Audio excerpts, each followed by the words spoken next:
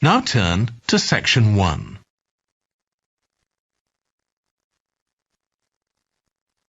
Section 1. You will hear a woman phoning a hotel about holding a party there. First, you have some time to look at questions 1 to 7.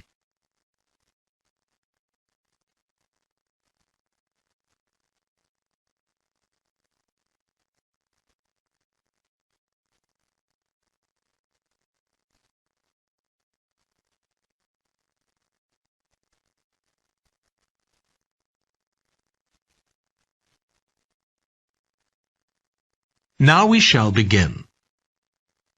You should answer the questions as you listen, because you will not hear the recording a second time. Listen carefully and answer questions 1 to 7. Good morning, Clare House Hotel. Andrew speaking. I'm the events manager. Good morning, Andrew. My name's Samantha. I'm arranging a party for my parents' 50th wedding anniversary, and I'm ringing to ask about hiring a room sometime next September. Also, my parents and several of the guests will need accommodation. OK, I'm sure we can help you with that. Will you be having a sit-down meal or a buffet? Probably a sit-down. And do you know how many people there'll be?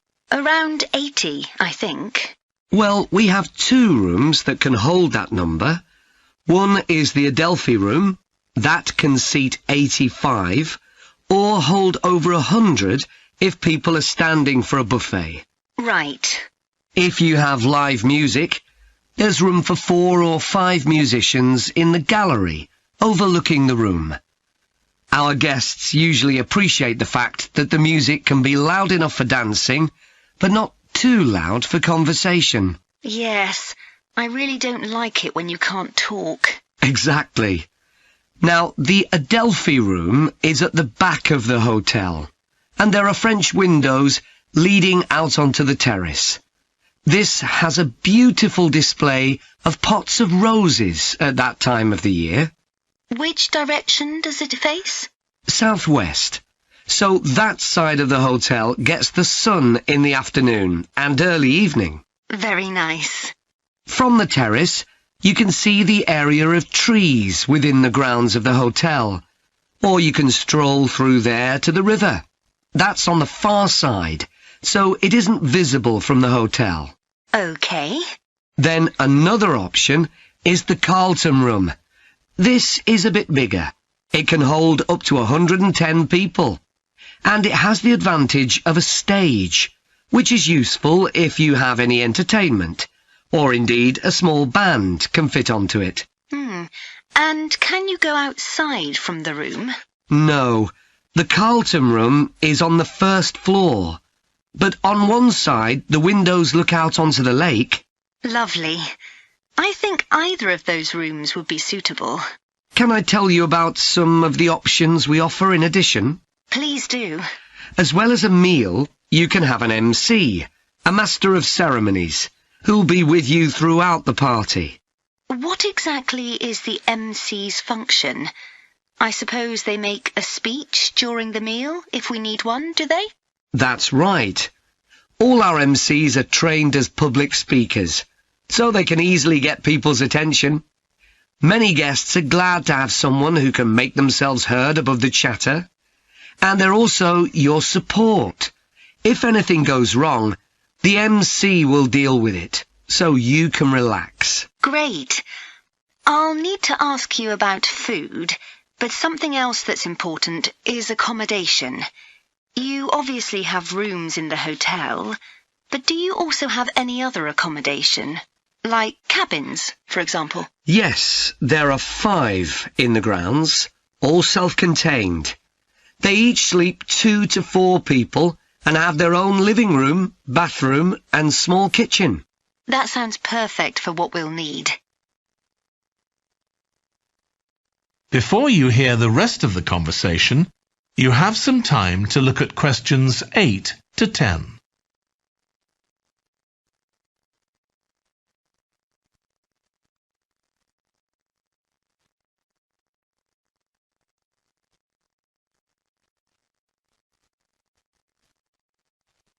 Now listen and answer questions 8 to 10. Now, you have various facilities, don't you?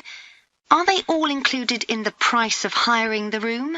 The pool, for instance? Normally you'd be able to use it, but it'll be closed throughout September for refurbishment, I'm afraid. The gym will be available, though, at no extra charge. That's open all day from 6 in the morning until midnight. Right. And the tennis courts, but there is a small additional payment for those. We have 4 courts, and it's worth booking in advance, if you possibly can, as there can be quite a long waiting list for them. Right. Now, could we discuss the food? This would be dinner around 7 o'clock, and... That is the end of section 1. You now have half a minute to check your answers.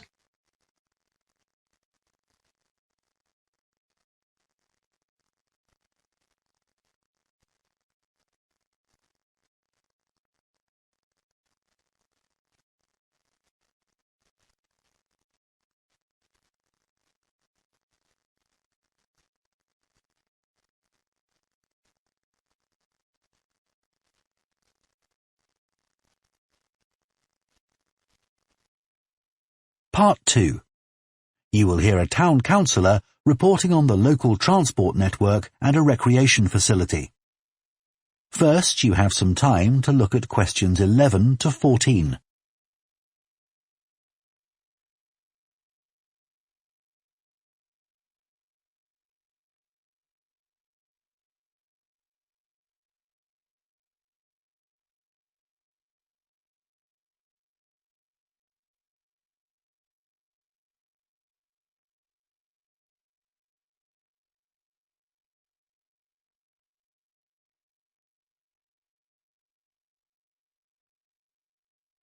Now listen carefully and answer questions 11 to 14.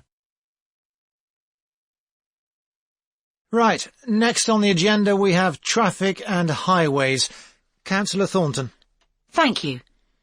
Well, we now have the results of the survey carried out last month about traffic and road transport in the town. People were generally satisfied with the state of the roads. There were 1 or 2 complaints about potholes, which will be addressed, but a significant number of people complained about the increasing number of heavy vehicles using our local roads to avoid traffic elsewhere. We'd expected more complaints by commuters about the reduction in the train service, but it doesn't seem to have affected people too much. The cycle path that runs alongside the river is very well used by both cyclists and pedestrians since the surface was improved last year, but overtaking can be a problem, so we're going to add a bit on the side to make it wider. At some stage, we'd like to extend the path so that it goes all the way through the town, but that won't be happening in the immediate future. The plans to have a pedestrian crossing next to the post office have unfortunately had to be put on hold for the time being. We'd budgeted for this to be done this financial year, but then there were rumours that the post office was going to move, which would have meant there wasn't really a need for a crossing. Now they've confirmed that they're staying where they are, but the Highways Department have told us that it would be dangerous to have a pedestrian crossing where we'd originally planned it, as there's a bend in the road there, so that'll need some more thought. On Station Road, near the station and level crossing, drivers can face quite long waits if the level crossing's closed, and we've now got signs up requesting them not to leave their engines running at that time. This means pedestrians waiting on the pavement to cross the railway line don't have to breathe in car fumes. We've had some problems with cyclists leaving their bikes chained to the railings outside the ticket office, but the station has agreed to provide bike racks there. Before you hear the rest of the talk, you have some time to look at questions 15 to 20.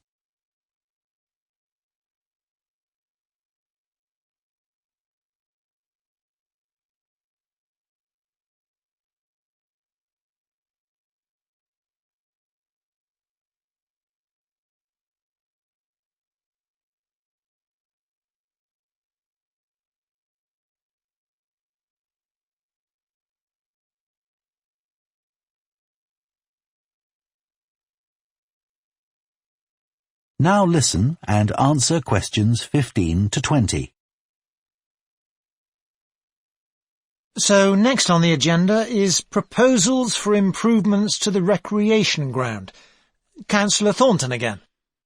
Well, since we managed to extend the recreation ground, we've spent some time talking to local people about how it could be made a more attractive and useful space. If you have a look at the map up on the screen, you can see the river up in the north and the community hall near the entrance from the road. At present, cars can park between the community hall and that line of trees to the east, but this is quite dangerous for pedestrians, so we're suggesting a new car park on the opposite side of the community hall, right next to it. We also have a new location for the cricket pitch. As we've now purchased additional space to the east of the recreation ground, beyond the trees, we plan to move it away from its current location, which is rather near the road, into this new area beyond the line of trees. This means there's less danger of stray balls hitting cars or pedestrians. We've got plans for a children's playground, which will be accessible by a footpath from the community hall and will be alongside the river. We'd originally thought of having it close to the road, but we think this will be a more attractive location. The skateboard ramp is very popular with both younger and older children. We had considered moving this up towards the river, but in the end we decided to have it in the southeast corner near the road. The pavilion is very well used at present by both football players and cricketers. It will stay where it is now, to the left of the line of trees and near to the river, handy for both the football and cricket pitches. And finally, we'll be getting a new notice board for local information, and that will be directly on people's right as they go from the road into the recreation ground. That is the end of part 2. You now have half a minute to check your answers to part 2.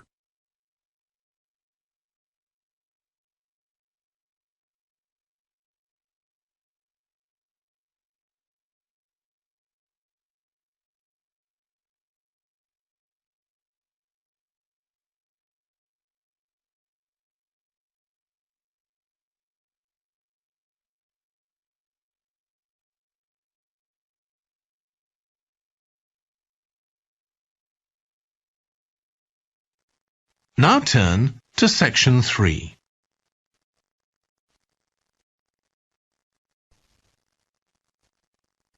Section 3. You will hear Stephanie, who is thinking about taking a one-year course in children's literature, talking to Trevor, who is currently taking the course. First, you have some time to look at questions 21 to 25.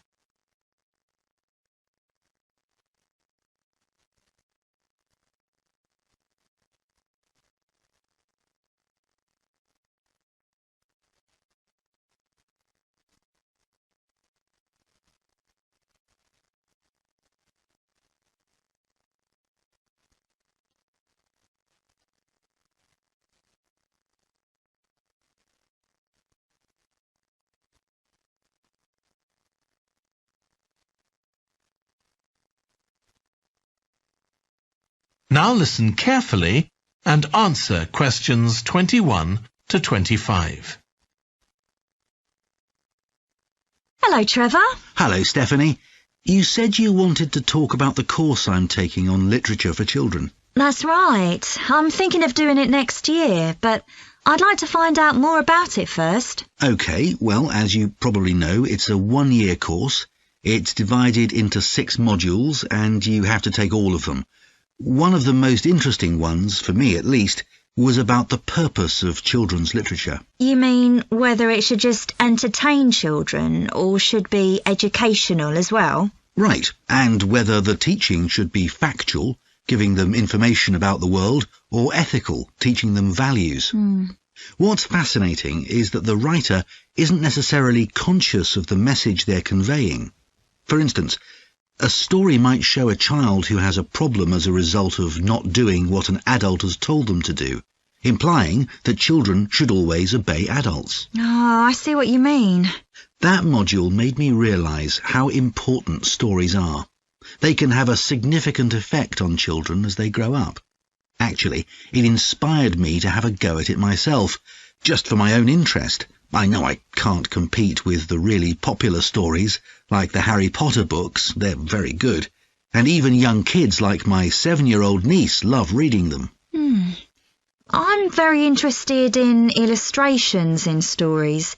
Is that covered in the course? Yes, there's a module on pictures and how they're sometimes central to the story. That's good. I remember some frightening ones I saw as a child, and I can still see them vividly in my mind years later. Pictures can be so powerful, just as powerful as words.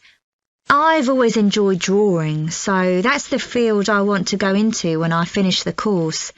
I bet that module will be really helpful. I'm sure it will. We also studied comics in that module, but I'm not convinced of their value, not compared with books. One of the great things about words is that you use your imagination, but with a comic you don't have to. But children are so used to visual input on TV, video games and so on. There are plenty of kids who wouldn't even try to read a book, so I think comics can serve a really useful purpose. You mean it's better to read a comic than not to read at all? Yes, I suppose you're right. I just think it's sad when children don't read books. What about books for girls and books for boys? Does the course go into that? Yes, there's a module on it. For years, lots of stories, in English at least, assumed that boys went out and did adventurous things, and girls stayed at home and played with dolls. I was amazed how many books were targeted at just one sex or the other. Of course, this reflects society as it is when the books are written. That's true. So it sounds as though you think it's a good course. Definitely. Before you hear the rest of the discussion, you have some time to look at questions 26 to 30.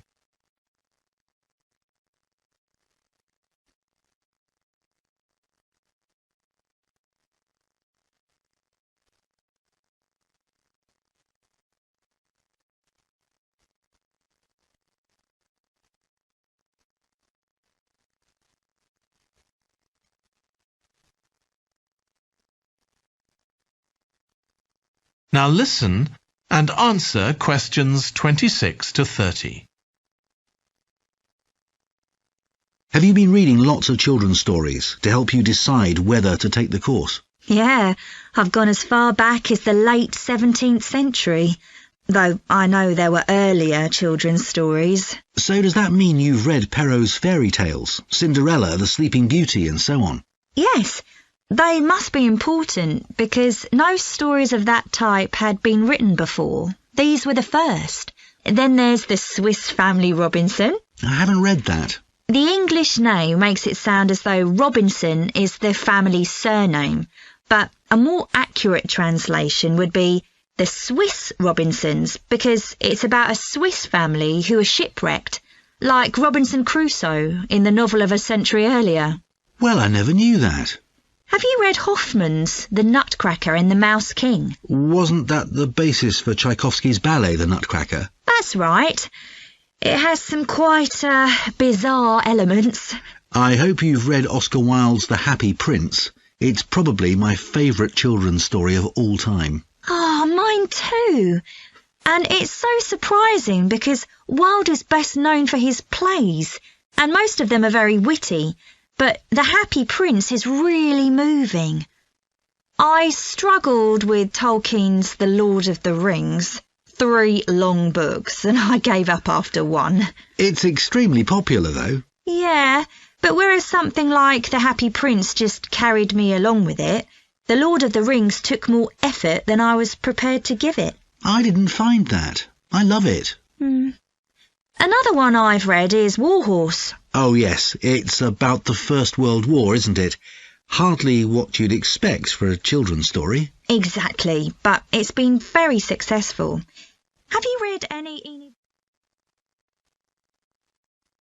That is the end of section 3. You now have half a minute to check your answers.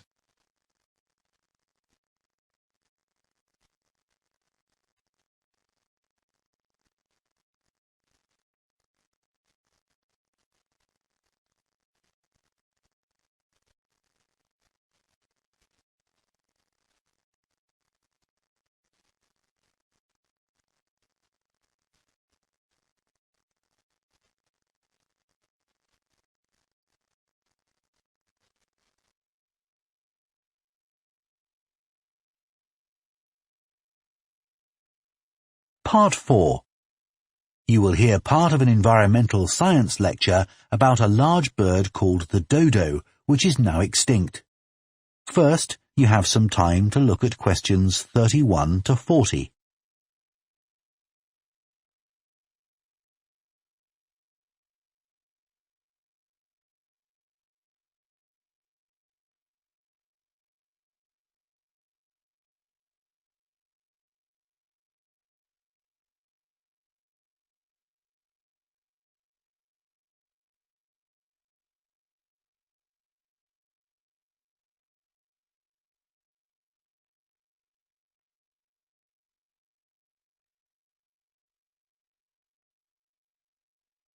Now listen carefully and answer questions 31 to 40.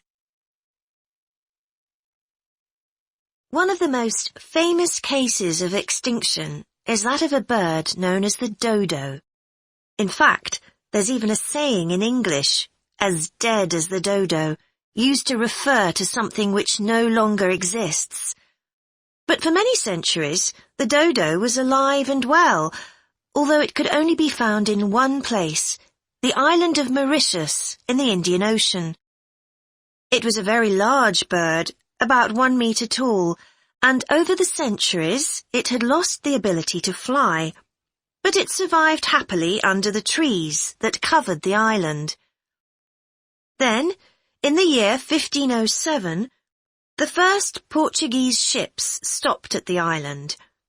The sailors were carrying spices back to Europe and found the island a convenient stopping place where they could stock up with food and water for the rest of the voyage, but they didn't settle on Mauritius. However, in 1638, the Dutch arrived and set up a colony there. These first human inhabitants of the island found the dodo birds a convenient source of meat, although not everyone liked the taste. It's hard to get an accurate description of what the dodo actually looked like. We do have some written records from sailors and a few pictures, but we don't know how reliable these are. The best-known picture is a Dutch painting in which the bird appears to be extremely fat, but this may not be accurate. An Indian painting done at the same time shows a much thinner bird. Although attempts were made to preserve the bodies of some of the birds, no complete specimen survives. In the early 17th century, 4 dried parts of a bird were known to exist. Of these, 3 have disappeared, so only one example of soft tissue from the dodo survives, a dodo head. Bones have also been found, but there's only one complete skeleton in existence. This single dodo skeleton has recently been the subject of scientific research, which suggests that many of the earlier beliefs about dodos may have been incorrect.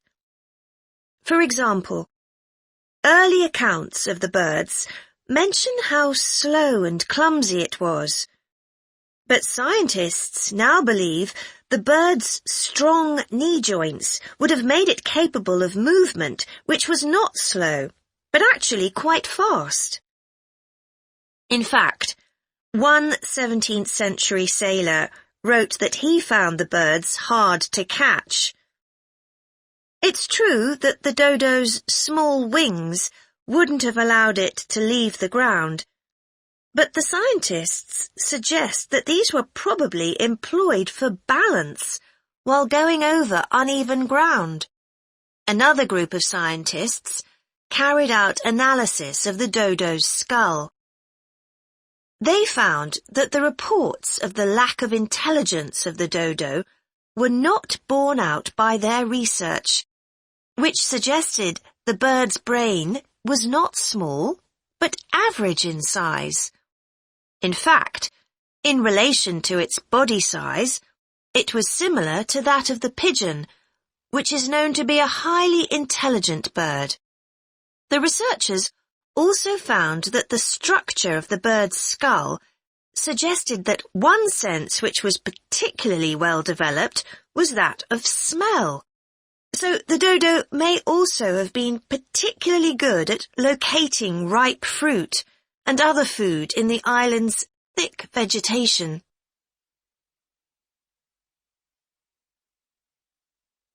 So it looks as if the dodo was better able to survive and defend itself than was originally believed. Yet, less than 200 years after Europeans first arrived on the island, they had become extinct. So what was the reason for this? For a long time it was believed that the dodos were hunted to extinction, but scientists now believe the situation was more complicated than this. Another factor may have been the new species brought to the island by the sailors. These included dogs, which would have been a threat to the dodos, and also monkeys, which ate the fruit that was the main part of the dodo's diet. These were brought to the island deliberately. But the ships also brought another type of creature, rats, which came to land from the ships and rapidly overran the island. These upset the ecology of the island, not just the dodos, but other species too. However, they were a particular danger to the dodos because they consumed their eggs. And since each dodo only laid one at a time, this probably had a devastating effect on populations. However, we now think that probably the main cause of the bird's extinction was not the introduction of non-native species, but the introduction of agriculture. This meant that the forest that had once covered all the island and that had provided a perfect home for the dodo was cut down so that crops such as sugar could be grown. So, although the dodo had survived for thousands of years, suddenly it was gone. That is the end of Part 4. You now have 1 minute to check your answers to Part 4.